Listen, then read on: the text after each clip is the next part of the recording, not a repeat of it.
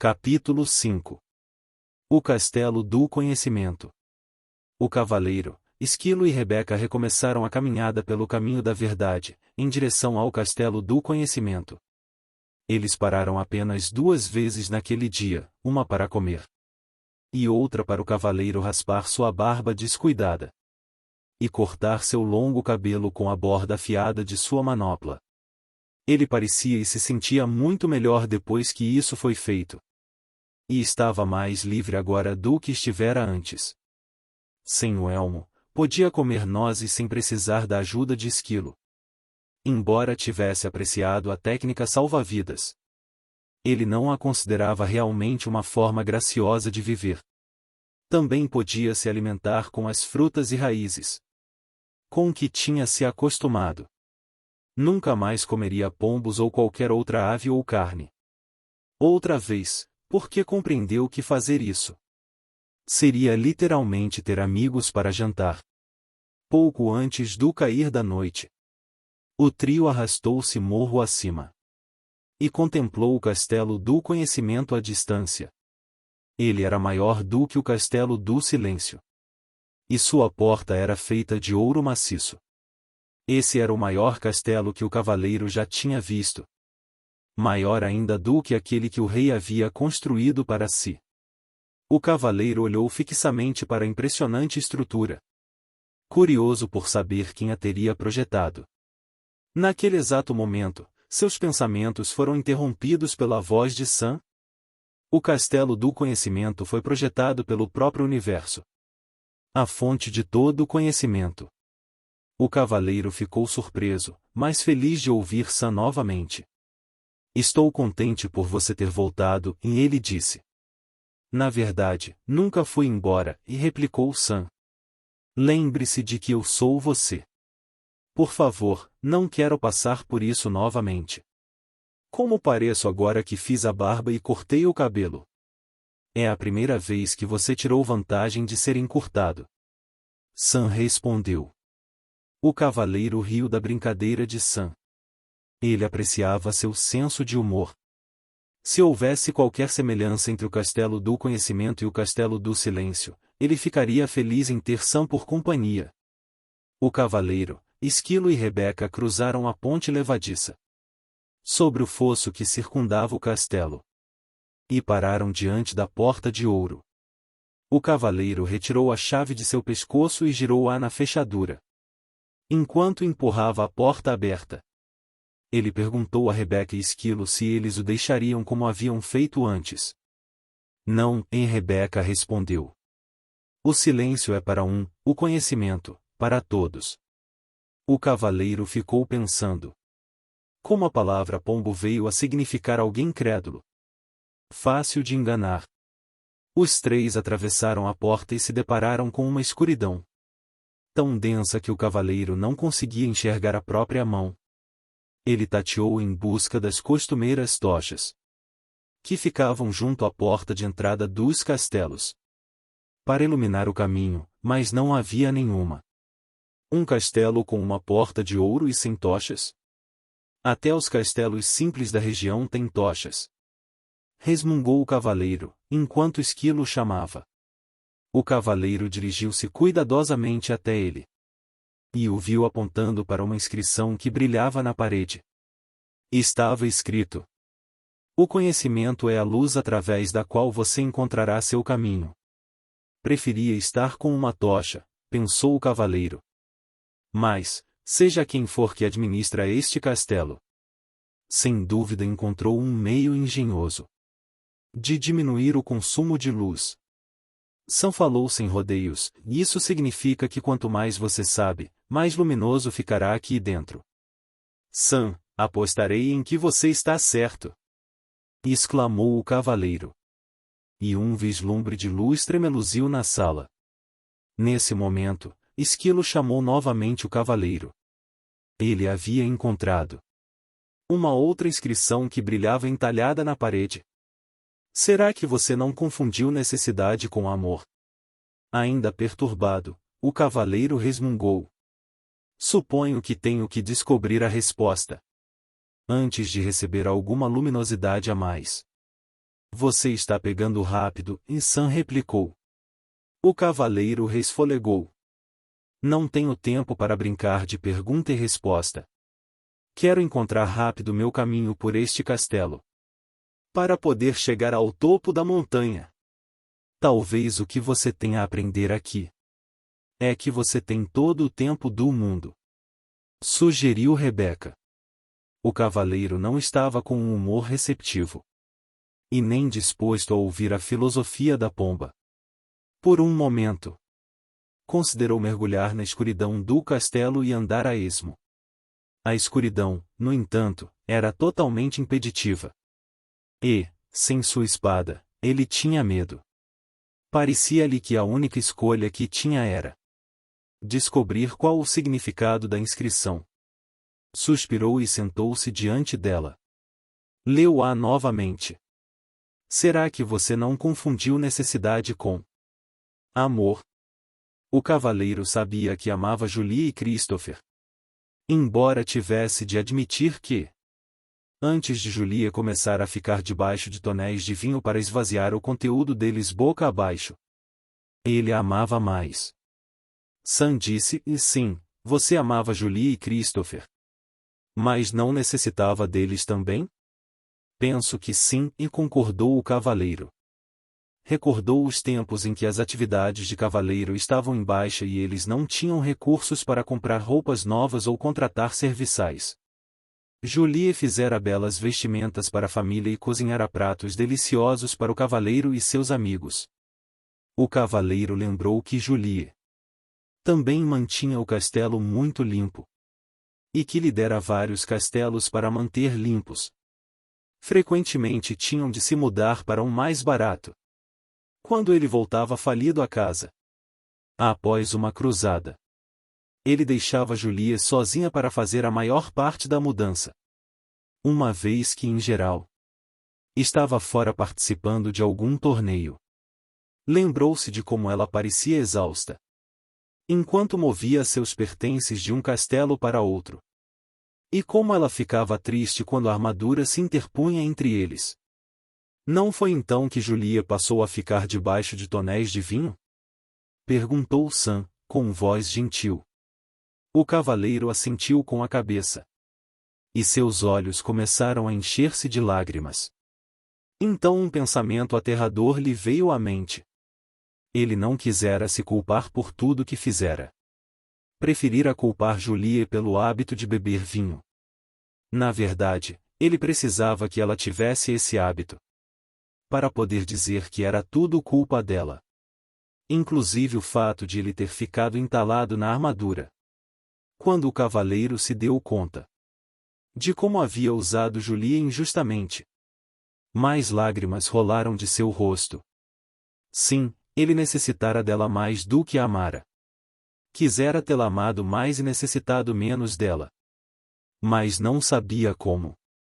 Enquanto chorava, ocorreu ao cavaleiro que ele também necessitara de Christopher mais do que o amara. Um cavaleiro precisava de um filho que saísse e empreendesse batalhas em nome do pai, quando este ficasse velho. Isso não queria dizer que não amava Christopher. Ele amava a beleza dos cabelos dourados de seu filho. Também gostava de ouvir Christopher dizer: "Eu o amo, papai." Mas ao mesmo tempo em que amava esses aspectos de Christopher, eles também eram uma resposta a uma necessidade que havia dentro dele. Envolto em um clarão ofuscante, um pensamento surgiu na mente do cavaleiro. Ele necessitara do amor de Julie e de Christopher. Por que não se amava? Na verdade, ele necessitara do amor de todas as donzelas que resgatara dos dragões. E de todas as pessoas por quem lutara nas cruzadas. Por que não se amava? O pranto do cavaleiro se intensificou quando ele compreendeu que, se não se amava, não poderia realmente amar os outros. A necessidade que tinha deles era um obstáculo ao amor. Quando admitiu isso, onde antes havia escuridão, um brilho se fez. Em torno do cavaleiro havia uma linda luz clara. Então uma terna mão tocou seu ombro. Olhando para cima, por entre as lágrimas, viu Merlin lhe sorrindo. Você descobriu uma grande verdade. O mago explicou ao cavaleiro.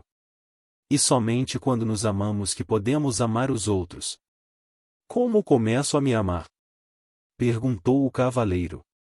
Você já começou, pelo simples fato de saber o que sabe. Sei que sou um tolo.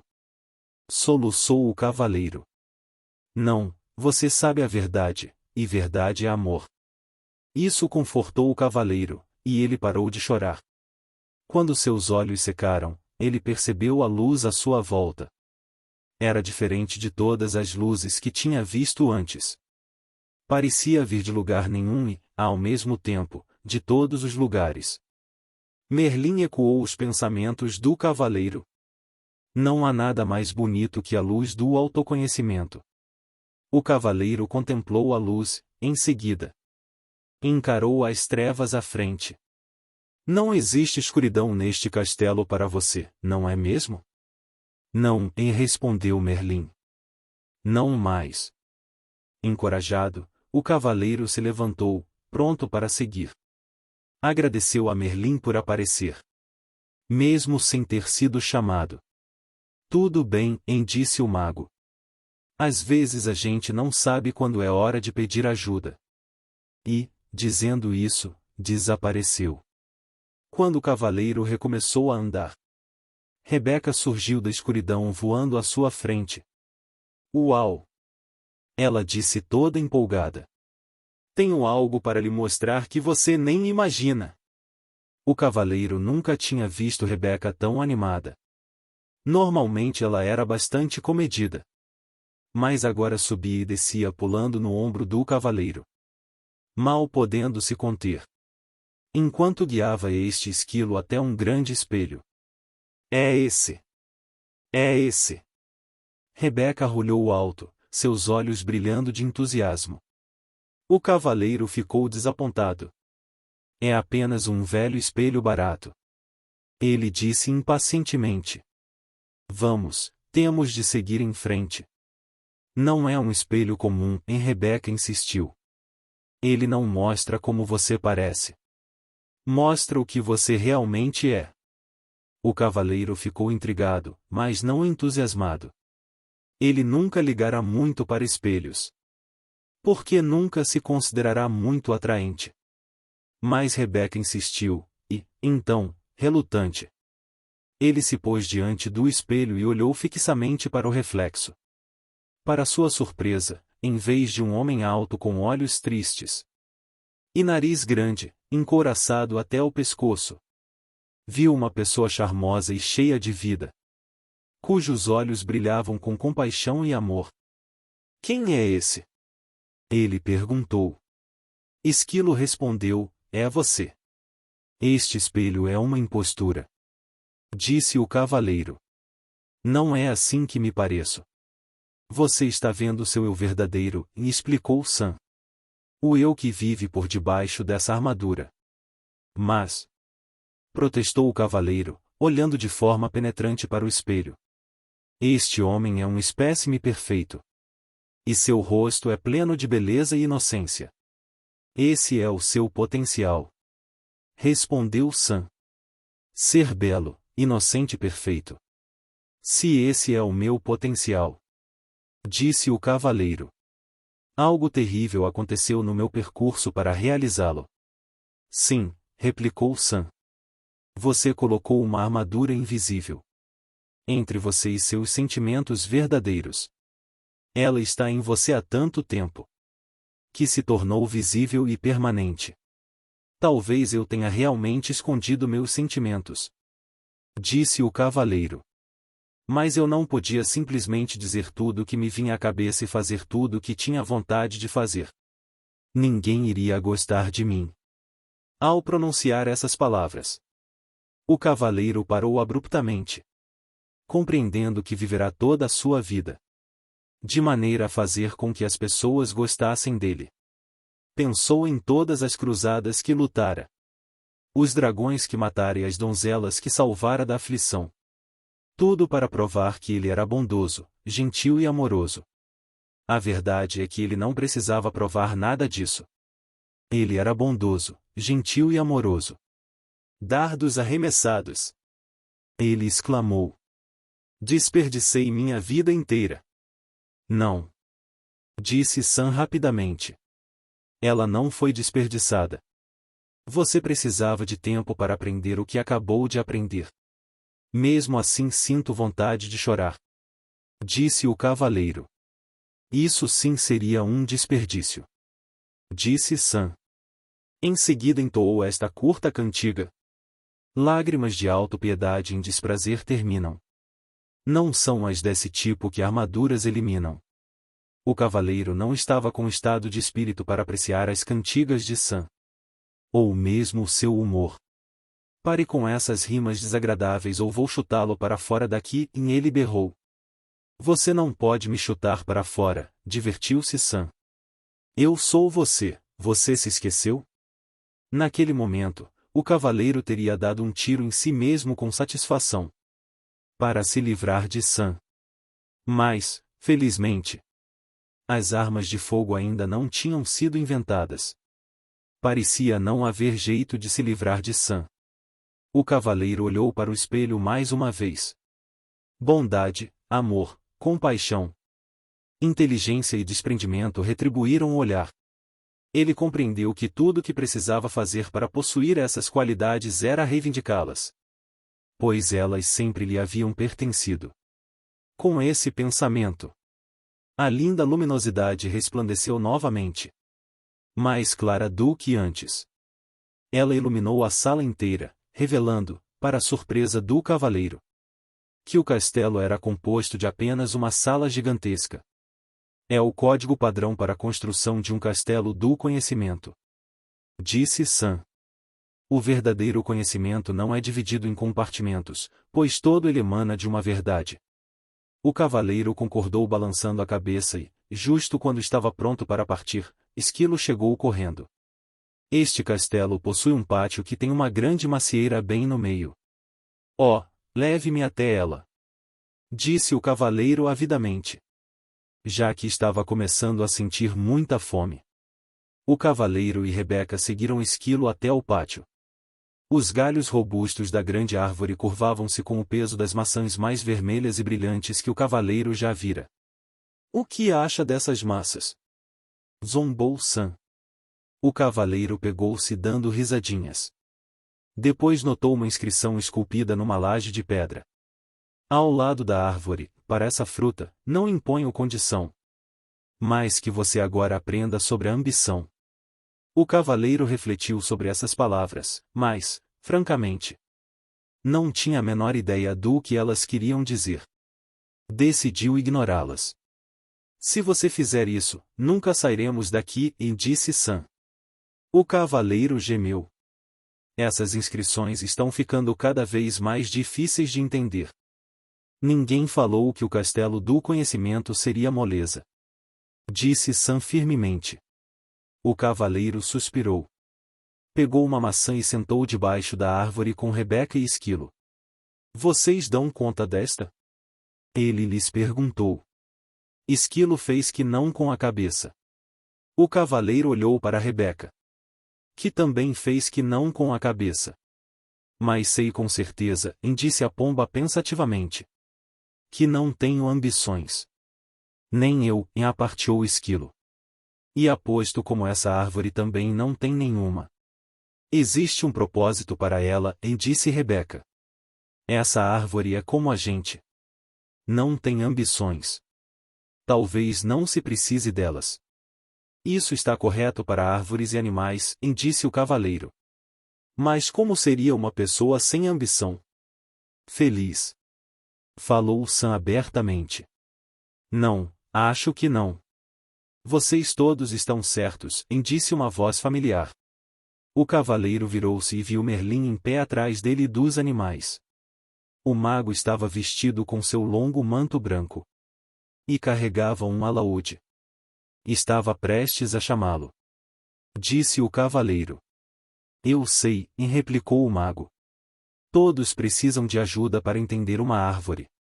As árvores estão satisfeitas simplesmente sendo árvores. Assim como Rebeca e Esquilo estão felizes. simplesmente sendo o que são. Mas os seres humanos são diferentes, e protestou o cavaleiro. Eles possuem mentes. Nós também temos mentes, declarou o esquilo, que ficará um pouco ofendido. Desculpe. E que os seres humanos têm mentes bastante complicadas, que fazem com que desejem tornar-se melhores. Explicou o cavaleiro. Melhores do que o quê? Merlin perguntou, tirando displicentemente um som do alaúde. Melhores do que são, e respondeu o cavaleiro. Eles nascem lindos, inocentes e perfeitos. O que pode ser melhor do que isso? Merlin perguntou. Não, estou querendo dizer que eles desejam ser melhores do que pensam que são. E desejam ser melhores do que os outros são. Você sabe, como eu sempre quis ser o melhor cavaleiro do reino. Ah, sim, disse Merlin. A ambição originada dessa sua mente complicada o levou a tentar provar que você era melhor do que os outros cavaleiros. E o que há de errado com isso? Perguntou o cavaleiro, defensivamente. Como você poderia ser melhor do que os outros cavaleiros, quando todos eles nasceram lindos, inocentes e perfeitos como você? Estava feliz tentando, e replicou o cavaleiro. Estava mesmo? Ou será que você estava tão ocupado tentando vir a ser que não podia desfrutar de ser simplesmente? Você está me deixando todo confuso, e resmungou o cavaleiro. Sei que as pessoas necessitam de ambição. Elas desejam ser inteligentes e ter bons castelos. E poder trocar o cavalo do ano passado por um novo. Elas desejam progredir. Agora você está falando sobre o desejo que o ser humano tem de ser rico. Mas se ele é bondoso, amoroso, compassivo, inteligente e generoso, como poderia ser mais rico? Essas riquezas não compram castelos e cavalos, disse o cavaleiro. É verdade, e Merlin sorriu, existe mais de um tipo de riqueza.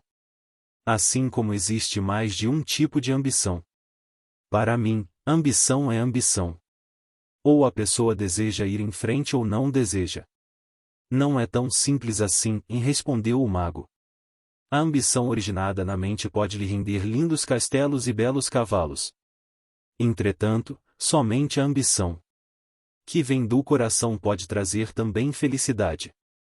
O que é a ambição que vem do coração? Questionou o cavaleiro. A ambição do coração é pura. Ela não compete com ninguém e nem fere ninguém. De fato, ela o serve de tal maneira que serve os outros ao mesmo tempo. Como? Perguntou o cavaleiro, esforçando-se por compreender. É nesse ponto que podemos aprender com a macieira. Ela se tornou graciosa e plenamente madura, cheia de bons frutos que ela dá livremente a todos. Quanto mais maçãs as pessoas retiram dela, disse Merlin, mais ela cresce e mais formosa se torna. Esta árvore está fazendo exatamente o que macieiras devem fazer, realizando seu potencial para benefício de todos. Pode acontecer o mesmo com as pessoas, quando a ambição delas vem do coração. Mas, objetou o cavaleiro, se eu ficasse por aí o dia todo dando maçãs de graça, não teria condições de possuir um elegante castelo. Nem poderia trocar o cavalo do ano passado por um novo. Você, como a maioria das pessoas, deseja possuir uma porção de coisas boas. Mas é necessário separar necessidade de ganância. Vá dizer isso a uma esposa que deseja um castelo em um reino melhor. Retorquiu o cavaleiro. Um ar de divertimento despontou no rosto de Merlin. Você poderia vender algumas de suas maçãs para pagar pelo castelo e cavalo novos. Depois poderia doar as maçãs de que não precisasse, para que outros pudessem se alimentar. É mais fácil para as árvores do que para as pessoas neste mundo, disse o cavaleiro, filosoficamente. É tudo uma questão de percepção, disse Merlin. Você recebe a mesma energia vital que a árvore. Usa a mesma água, o mesmo ar e o mesmo alimento da terra. Garanto-lhe que se aprender com a árvore, também poderá gerar os frutos que a natureza tem o propósito de gerar. E logo terá todos os castelos e cavalos que desejar. Você quer dizer que eu poderia conseguir tudo de que preciso simplesmente permanecendo enraizado e sem sair do meu próprio quintal? Perguntou o cavaleiro, zombeteiramente. Merlin riu. Aos seres humanos foram dados 2 pés, para que não precisassem ficar em um mesmo lugar, mas se ficassem sossegados mais vezes para aceitar e desfrutar, em vez de ficarem correndo de um lado para o outro atrás das coisas, compreenderiam verdadeiramente a ambição que vem do coração. O cavaleiro sentou-se silenciosamente, refletindo sobre as palavras de Merlin. Contemplou a macieira florescendo diante dele. Seus olhos se deslocaram para Esquilo, depois para Rebeca e finalmente para Merlin. Nem a árvore nem os animais tinham ambição. E a ambição de Merlin vinha obviamente do coração. Todos eles pareciam felizes e bem nutridos. Eram todos belos espécimes da vida. Em seguida considerou a si mesmo. Emagrecido e com uma barba que começava a ficar desgrenhada novamente. Estava subnutrido, nervoso e exausto de ficar arrastando sua pesada armadura de um lado para o outro. Tudo isso ele adquirira por causa da ambição de sua mente. E agora sabia que precisava mudar. A ideia era assustadora, mas, ora, ele já perderá tudo. Então o que tinha a perder? De agora em diante, minha ambição virá do coração. Ele jurou. Ao pronunciar essas palavras, o castelo e Merlin desapareceram. E o cavaleiro encontrou-se de novo no caminho da verdade, com Rebeca e Esquilo. Junto ao caminho havia um borbulhante riacho. Sedento, ele se ajoelhou para beber água e percebeu, um tanto surpreso, que a armadura sobre seus braços e pernas a havia enferrujado e desprendido. Sua barba estava bastante longa novamente. Evidentemente, o castelo do conhecimento, como o castelo do silêncio, fizera truques com o tempo. O cavaleiro ponderou sobre esse fenômeno um tanto curioso e logo compreendeu que Merlin estava certo. Ele chegou à conclusão de que o tempo realmente passa rápido, quando se está em contato consigo mesmo. Relembrou quantas vezes o tempo se arrastara indefinidamente, quando tinha dependido dos outros para preenchê-lo. Tendo-se livrado de toda a armadura, exceto do peitoral, o cavaleiro sentiu-se leve e jovem, como há muitos anos não se sentia. Ele também descobriu que estava gostando de si, como há muito tempo não gostava. Com os passos firmes de um jovem, partiu em direção ao castelo da vontade e da ousadia, com Rebeca voando acima dele, e Esquilo volteando nos seus tornozelos.